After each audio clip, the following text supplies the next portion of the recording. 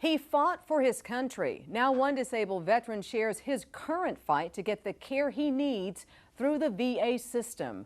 This is DC Breakdown. I'm Angela Ray. Let's get started.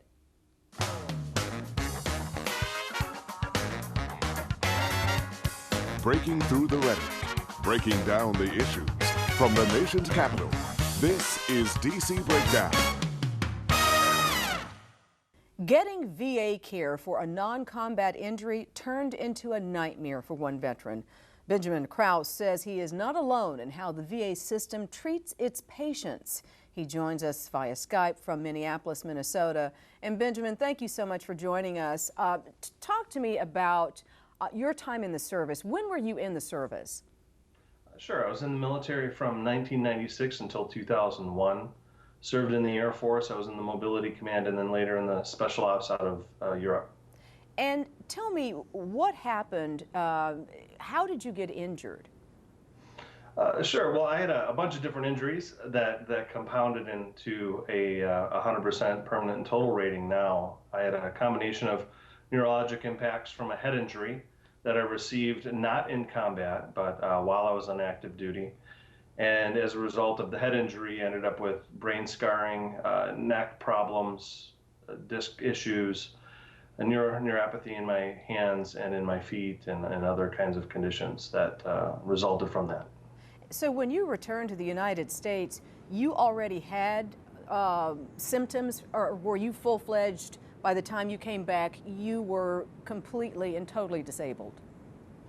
When I came back, I ended up with a 10% disability rating from the VA, but my condition itself was, with a few exceptions, relatively stable. So I should have been at that time rated at 100% permanent and total, but the VA ran their gamut of blocking and tackling to make sure that I didn't quite get the benefits that I deserved at that time. Tell me, what did the VA do or didn't do? Well, the VA, what the VA did to me and what they generally do to veterans across the board is that they treat you like an insurance company would treat somebody adjudicating a claim against a automobile accident.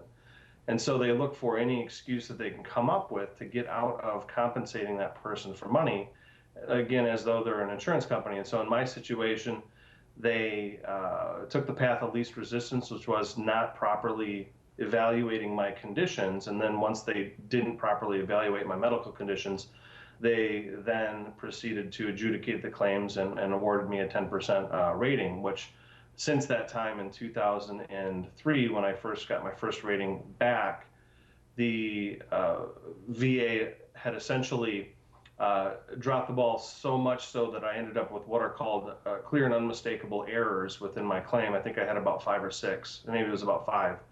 That the VA made such a mistake that in looking at the issue later, any reasonable person would see that the VA made a mistake, and they then corrected the issue. But to get the correction, I had to go to law school to learn how to fight for myself and make sure that the VA was following their own laws. So let me get this straight. You went into the Air Force, am I correct? And you decided you wanted to serve your country. And you served your country from the 90s into 2001, and you have an injury, you come home, you expect that the Veterans Administration, the Veterans Medical Unit will take care of you, and instead, you're treated like the bald-headed stepchild. Right. I would say that we were probably treated worse than criminals, really, because you don't even get the benefit of the doubt. The VA assumes that you're lying, and you have to prove to the VA that you're not. But why is that? Why does the VA assume that a vet is lying about a traumatic brain injury, about, you know, not being able to move limbs? How can they take that position? Well, they're not supposed to take that position. They just do. And they've had a culture, as we've known recently, especially with the headlines, they have a culture of corruption in the VA, generally speaking, that can't seem to get rooted out despite the most fervent efforts of reporters and lawmakers across this country. So the VA, how can they do it? They just do it. And the VA itself is, for most part, above the law. If you're a veteran, you can't take the VA into court like you would, for example, an insurance company that's adjudicating a bad faith insurance claim, which you could if it was Allstate or if it was State Farm. If it was a normal insurance company that was making the same decisions and ignoring their own policies, you could have a bad faith insurance claim. When it comes to the VA, you can't do anything. You are stuck with whatever they do. And even if the VA employee intentionally conducts themselves in a way that results in either misconduct or negligence, there are a few things that a veteran can really do to not only get their claim properly adjudicated, but to go after that individual, that employee that didn't follow their own laws that essentially victimized the veteran. So there's really nothing you can do. And that's why VA can get away with it, because you can't sue the VA in normal court in the way that you would if it was an insurance company or another federal agency, because of statute 38 USC 511. And because of that little piece of magic, VA feels like it's above the law. I'm just really upset, and I think you know that.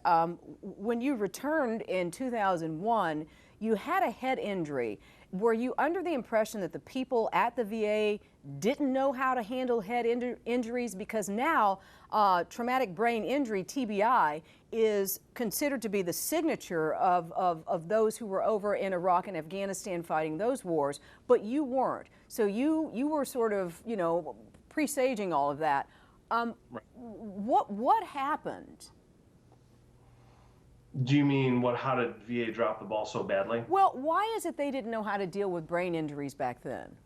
I think that we are coming off of a culture of suck it up. And I think Sam has taken advantage of that, especially when it comes to soldiers. And it tells soldiers after an injury like that to suck it up, put your rucksack back on, and and march to the beat. And I hear stories, for example, from a lot of veterans, especially in Afghanistan, where the resources were not there, where veterans did suffer severe brain injury and other kinds of trauma. And because of where they were located, they weren't able to get medical attention, told to put on their rucksack, and grab their gear and go, which, one does for fight or flight, more or less. But when it comes to getting claims for that same veteran who put their stuff back on and was able to get away from the enemy, the VA will use the fact that they were able to put their rucksack on and to grab their gear and fight through a firefight as evidence that somehow the brain injury didn't occur. Unacceptable. Unbelievable. Unbelievable. Tell me, what are you hearing from vets about the way they may be treated or a relative might be treated if they criticize any aspect of their experience at the Veterans the hospital there, the VA hospital?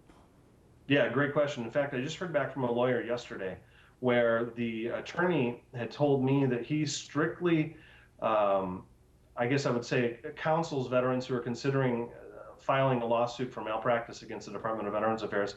He strictly counsels the veteran against doing that because of fear of reprisal within the system. And so when a veteran or a veteran family member speaks out against the VA when they do commit malpractice or some other kind of adverse event occurs, if the veteran stands up for themselves, they flag you. And there's been a practice across the VA to use what are called disruptive behavior committees to flag veterans through these kind of a secret process. It's not even something you would consider a due process through court or even through an informal administrative hearing where at least you know of what you're accused. There are many examples of veterans across this country where VA, if you complain, then denigrates you by filing a complaint that somehow you were disruptive in your behavior because you complained, essentially disrupted their day-to-day, so they're going to flag you. What the flag means is that it prevents you from getting health care in a timely manner. It requires you to go talk to their police when you go onto the property, and they escort you around. And, God forbid you ever have an emergency and need to go there without an appointment because they'll try to arrest you. What? So, yeah, absolutely. And so attorneys now are starting to counsel veterans against suing the VA, against standing up for their rights, and against standing up for themselves for fear that VA will flag you through these DBCs or through some other means. Supposedly there's 3 or 4 other kinds of flagging systems that VA uses that are off the table, where if one doctor knows that you happen to file a complaint against one of their buddies, they'll come after you. And so we have a situation where it's not only whistleblowers who need to be afraid for their jobs, veterans need to be afraid of their lives. And if they ever speak out, God forbid they don't have some other form of healthcare outside of the VA system, because the chances of reprisal in the VA system through these DBCs or some other flag are apparently quite high. Well, obviously, this is part of the awful culture that needs to be changed. And this goes very deep. This runs very deep, because what a lot of vets are saying is, it took me forever to get in, but once I get in, I had great medical care. Well, that's not the story you're telling. And when this new guy, it looks like he's going to be confirmed without any issue, when this new guy comes in, he's got to hit the ground running, because the systemic problems are an embarrassment to this country, an embarrassment to the way we treat our veterans, people who are keeping us safe and making sure that our freedoms are intact. This is just unacceptable. Absolutely. And let's hope that Congress is able to continue to hold VA's feet to the fire. The real problem here is that veterans don't have a voice. I don't care what Congress says. I don't care what VA says. Veterans don't have a voice. We don't have the ability to file suit. We don't have the ability like a criminal would have in filing suit against the VA when they intentionally harm you. We don't have that ability. In many instances, we have to go through checks and balances and wait for policies to change, but God forbid you go to court. And if you're lucky enough to have the facts lined up and a great attorney to make that happen, hopefully you have other health care lined up, because if you go back into the VA, they are going to get you. They're going to get you. Benjamin Krause with DisabledVeterans.org, thank you so much for talking with us today. Thank you for your service, and thank you for being someone who's not taken any mess from the VA. You got your law degree, you're fighting for yourself, you're fighting for others. I just wish you total happiness, and you can come back anytime you want to talk to all of our viewers here on DC Breakdown. Thank you so much. Thanks, Benjamin. Up next, we discuss the implications of two conflicting appeals court decisions on the Affordable Care Act. Stay with us.